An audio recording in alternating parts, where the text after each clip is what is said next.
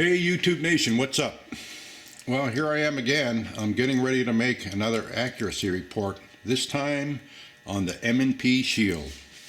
Honestly, I didn't think I'd be making any more accuracy reports on small pistols. After making my last report on the Kimber Solo, I pretty much made up my mind to give up my search for a pocket pistol to replace my Glock 26. That Solo had way too many issues for me. You know, the thing that absolutely drives me crazy is I went online to see what other people were saying about that Solo, and I actually read a review by a gun writer of all people who said his biggest issue with the Solo was the fact that he couldn't rack the slide to load the gun, which is my biggest issue with the gun. Well, he could live with that because he liked the pistol. Give me a break. Think about this. Your new Solo, you get into a confrontation, your first round stovepipes on you. You would have to drop the mag, which is no easy task on that Solo, clear the round, pull the slide back, insert the mag, drop the slide release just in time to be measured for your coffin. That pistol cost me over $700. I decided pretty much to stick with total reliability, my Glock 26. At least that is until I start nosing around YouTube again, and here I stumble across this video on the M&P Shield. Now, is this the answer to me replacing the Glock 26? Well, I don't know. It's not exactly a pocket pistol. I still haven't taken the Solo back, so as you can see, it's bigger than the Solo. I classify it as maybe a subcompact, but not a pocket pistol, and pretty much the same size as the Glock 26, except the thing that always bugged me about the Glock 26 was the thickness of it. So obviously the Shield, much thinner. It's going to be lighter, it's going to be thinner, it's a little bit shorter. I lose a couple rounds capacity. You can carry as many as 8 in this. The Glock, although I can carry up to 17 rounds in a Glock 26 if I choose to do so, but that eliminates the compactness of the pistol. So guess what, guys? I'm going to give this thing a shot. And you know what? I'm pretty excited because I typically throw 100 rounds through a new pistol before I do a accuracy test on it, and I ran 100 rounds through it yesterday, and the trigger is very, very nice on this gun. The gun is shootable. The recoil is minimal. The recovery rate is super on it. My last 10 rounds, I put up a man-sized target at 25 yards, and I shot 10 headshots, and 9 of them hit the mark. So I'm pretty excited about offering you guys an accuracy report on this Shield. So I'm going to go head to the range, and I'll get back to you guys and wrap up this video when I get back. I'm out for now.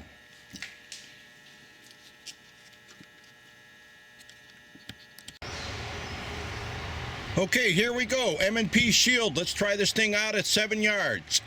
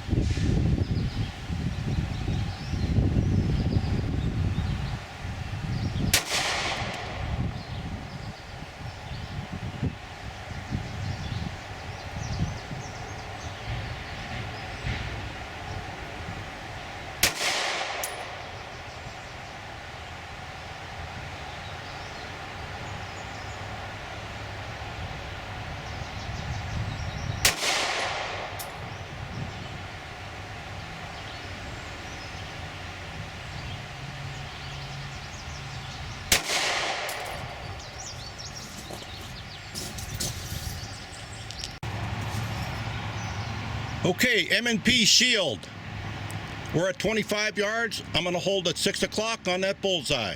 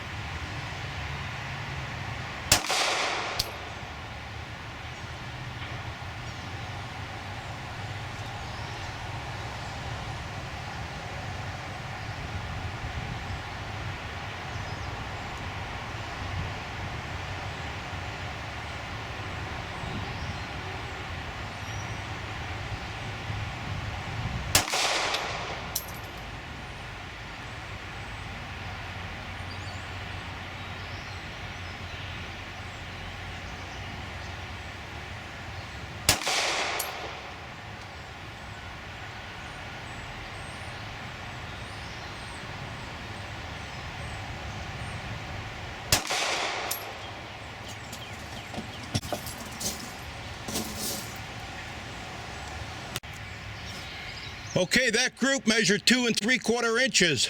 This little pistol's more than capable of doing headshots at 25 yards.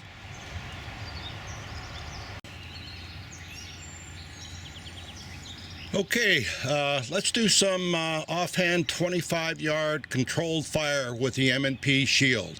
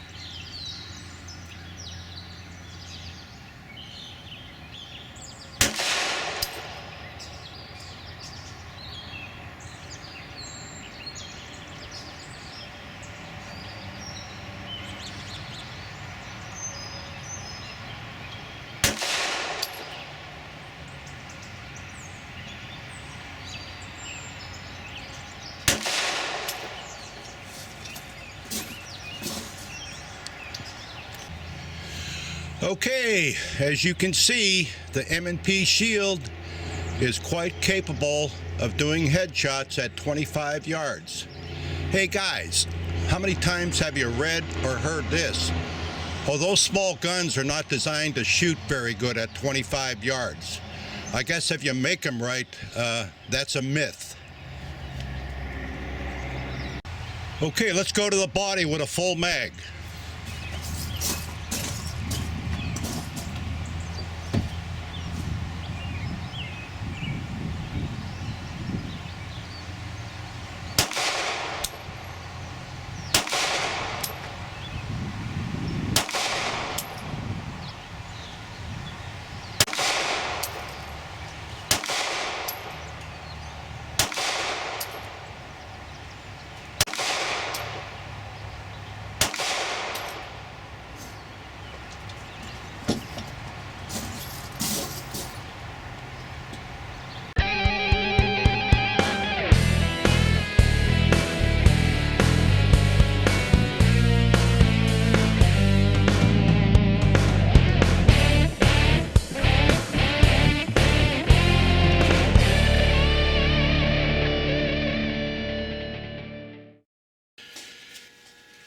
Hey guys, what do you think? I think Smith & Wesson has a winner here. This little M&P Shield definitely impressed me in terms of accuracy, shootability. The feel of the gun is excellent. The sights are good. The trigger, not quite as good as my Glock 26, but definitely I can live with it. The trigger, I guess some guys are saying it's 6 pounds. I had one guy say he thought it was 7 pounds. But I'll tell you what, it breaks clean, which is important to me, and it breaks clean the same way all the time, which is the most important thing about any trigger. I like the sights. Takedown's easy. I'm not going to get into a full review because you can see those all over the place on YouTube. Takedown's easy. The safety, I love it because basically you just move that thumb down, it takes the safety off. I am a fan of safeties. That's one thing I wish the Glocks had, were safeties on. It's one hell of a little gun. Is it going to replace my Glock 26? Well, that remains to be seen. My next video is going to be on a Glock 26. I didn't plan on doing a Glock 26 video, but I had a request for one. And quite honestly, it makes sense because I think most of the people out there that are enthused about Glocks would like to see how much accuracy you might lose from maybe going from a Glock 34 down to a Glock 26. So actually I'm interested in that myself, so I'm going to do the 26 next, and it's going to be a fair comparison up against this M&P Shield. Because as you can see, the guns are pretty much the same size. The Shield is definitely thinner. That's one of the reasons I like the Shield over the Glock in that respect. The Glock isn't quite as high. The Shield's lighter. Of course, it's going to have a lower capacity magazine than the Glock. We can go all the way up to 33 rounds with this Glock if I choose to do so. Obviously, you lose on compactness when you do that. But the guns are very, very comparable. And after I do my accuracy report on the 26, I think we'll take a little better look at the difference between the two guns.